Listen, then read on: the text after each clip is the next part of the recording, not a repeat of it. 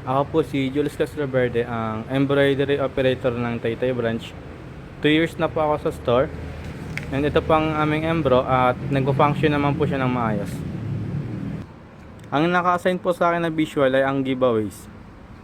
Ang effective naman po ay halos dahil may mga nag-inquire naman po dito at nagpapagawa.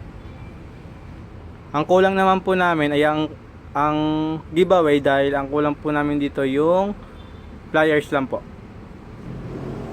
Sa stock room naman po, ang nakasign po sa akin ay ang mga fast moving na black and white. Ito po ang aming PQ color. May tag-isang sako po kami kada size. Dito naman po sa side na to, dito naman po yung aming dry fit white.